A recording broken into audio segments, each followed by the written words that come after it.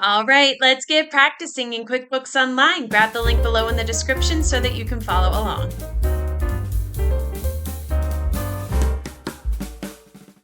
All right, here we are in the QBO gym. And the QBO gym is a place where we have numerous exercises that help simulate real life scenarios that you may encounter as a bookkeeper.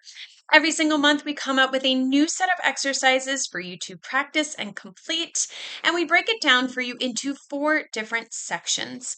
So today we are going to be working in the May warm-ups section.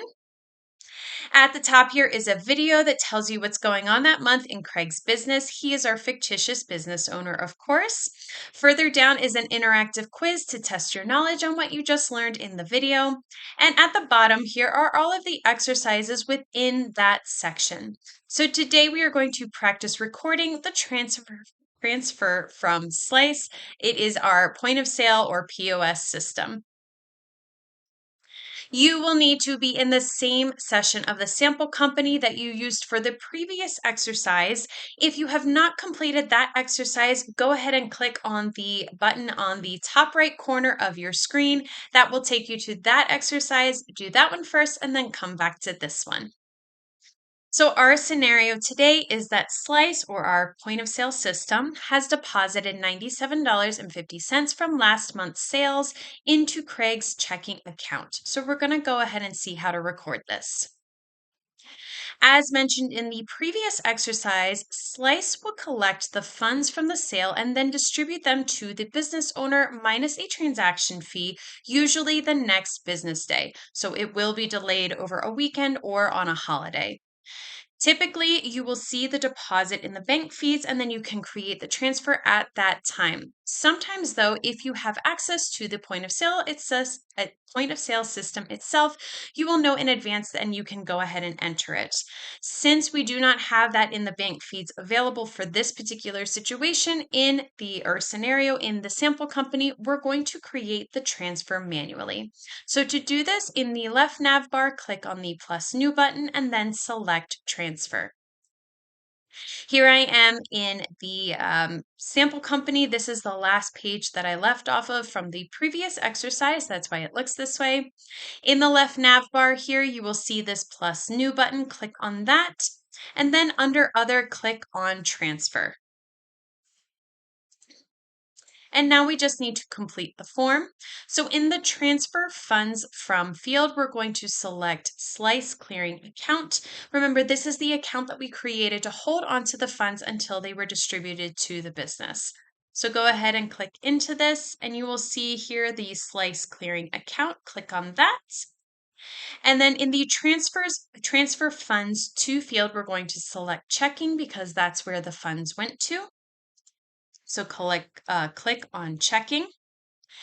And then in the transfer amount field, we are going to enter $97.50 because that is what they had sent Craig. So $97.50. If you tab over, that'll take you to the date. But I just want to I just want to make something pointed out here. There we go. The balance here is this 123.12 that is currently in the Slice Clearing account. But we're only transferring $97.50. And that is because that is how much Slice sent Craig at the moment. They did not fully transfer the full amount that they collected. And this is a very common occurrence, and that is just the result of the timing of when they receive the money. By putting the full amount in the clearing account, that helps us because then we can easily see how much they still owe Craig. So we will do that next. Just go ahead and click on the Save and Close button down here. Click on the arrow, click on Save and Close, and that transfer has been saved for us. So although Slice did not transfer the full amount to Craig's checking account, we can easily see how much they owe him at any time by checking the balance sheet. So to run this balance sheet report, you need to go on the left nav bar, click on Reports, and then click on the balance sheet. So over here on the left nav bar, click on Reports, and then under the Favorites, select Balance Sheet.